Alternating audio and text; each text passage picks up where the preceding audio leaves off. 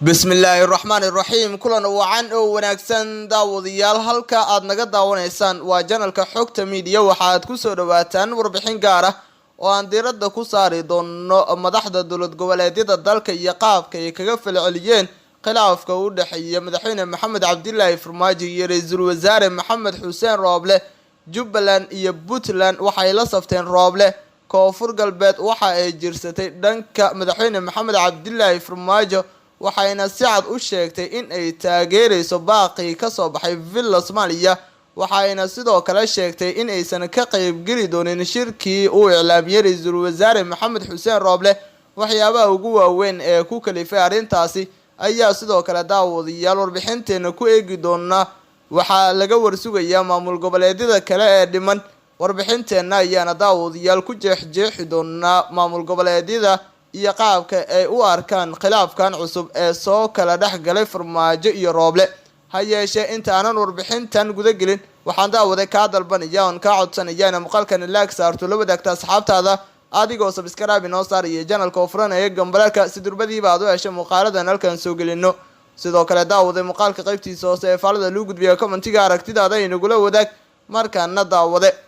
dowlad goboleedka Jubbaland ayaa noqotay tii labaad kadib Puntland ee si rasmi ah u taageerta ra'iisul wasaare Maxamed Xuseen Rooble iyo shirka uu ku baaqay arrimaha doorashada. Jubbaland ayaa qoraal ay soo saartay ku tiri dowladda Jubbaland mar walba waxay diyaar u tahay dardargelinta howlaha doorashooyinka oo fursad weyn u ah shacabka Soomaaliyeed in ay kaga baxaan xaaladan adag ee dalku ku jiro. qoraalka ayaa intaasi ku daray waxaa meel wanaagsan maraya dadaalada ay guddiga doorashooyinka heer dowlad goboleed ee Jubbaland ay ku bilaabayaan doorashooyinka aqalka hoose ee baarlamaanka oo si wanaagsan uga socda magaalada Kismaayo ee caasimadda ku meel gaarka u ah dowlad goboleedka Jubbaland. Jubbaland waxay diyaar u tahay kana qayb galaysaa shirka golaha wadatashiga qaran ee arrimaha doorashooyinka ee garwadeenka uu ka yahay ra'iisul wasaare Maxamed Xuseen Rooble oo aan rajo weyn ka qabno in ay ka soo baxaan go'aamo waxtar u leh shacabka Soomaaliyeed.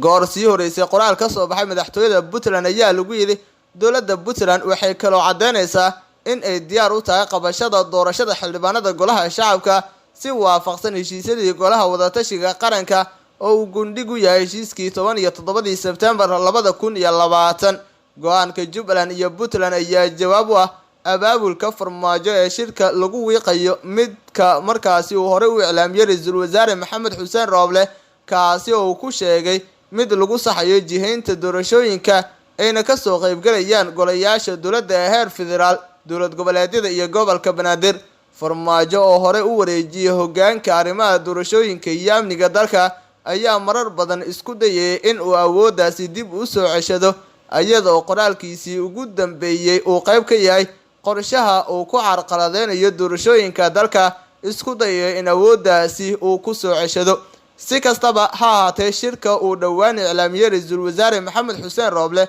ayaa haddii uu qabsoomo waxa uu wax badan ka bedeli doonaa jahwareerka siyaasadeed ee ka taagan dalka kaasi oo ka dhashay hanaanka ay ku bilaabatay doorashada golaha shacabka waxaana dib u sixid lagu sameyn doonaa qaladaadka jira si doorashooyinku u noqdaan kuwa daafuran. lafta kale oo ah madaxweynaha dowlad goboleedka Koonfur Galbeed Soomaaliya ayaa si cad ula saftay madaxweyne Farmaajo waxaana ka hor yimid shirka uu ku baaqay ra'iisul wasaare Maxamed Xuseen Rooble. madaxweynaha dowlad goboleedka Koonfur Galbeed Soomaaliya Cabdicasiis Xasan Maxamed Laftagreen ayaa si cad ula saftay madaxweynaha waqtigiisu dhamaaday ee Soomaaliya Maxamed Cabdullaahi Farmaajo oo ay dagaal siyaasadeed cusub oo kala dhaxeeyo ra'iisul wasaare Maxamed Xuseen Rooble. Laftagreen ayaa sheegay in Koonfur Galbeed aysan ka qayb gali doonin shirka uu ku baaqay ra'iisul wasaare Maxamed Xuseen Rooble balse ay diyaar u yihiin ka qaybgalka shirka uu ku baaqay madaxweynaha madaxleedkiisa uu dhamaaday ee Soomaaliya Maxamed Cabdullaahi Farmaajo.